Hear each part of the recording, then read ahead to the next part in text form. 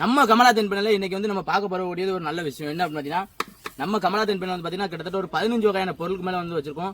நிறைய பேர் நினைப்பீங்க, அதாவது நம்ம ஒரு பொருள் உற்பத்தி பண்ணா நமக்கு ஒரு பொருள் வந்து கண்டிப்பாக ஒரு விருப்பமான பொருள் இருக்கும். அந்த பொருளோட பேர் தான் இன்னைக்கு நம்ம பார்க்க போறோம். என்ன அப்படின்னு பார்த்தீங்கன்னா, தேன் பூண்டு ஊறலுங்க.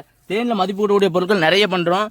தேன் பேரிச்சை, தேன் அத்தி, அதுக்கப்புறம் பார்த்தீங்கன்னா ட்ரை ஃப்ரூட்ஸு, குல்கந்து, தேன் நெல்லிக்காய், இந்த மாதிரி நிறைய பண்ணுறோம்.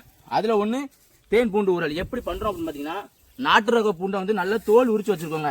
தோல் உரிச்சு வச்சதுக்கப்புறம் அதை வந்து வெயில் வந்து ஒரு நாள் வந்து காய வைக்கணும். எதுக்கு அப்படின்னு பார்த்தீங்கன்னா, அதில் உள்ள ஈரப்பதம் போக வைக்கிறதுக்கு. அதுக்கப்புறம் இந்த மாதிரி நல்லா தேன் வந்து ஆட் பண்ணணுங்க. ஃபஸ்ட்டு கொஞ்சம் ஆட் பண்ணிக்கோங்க. ஆட் பண்ணி இந்த மாதிரி ஒரு நாள் கொஞ்சம் தேனில் வந்து ஊறணும்.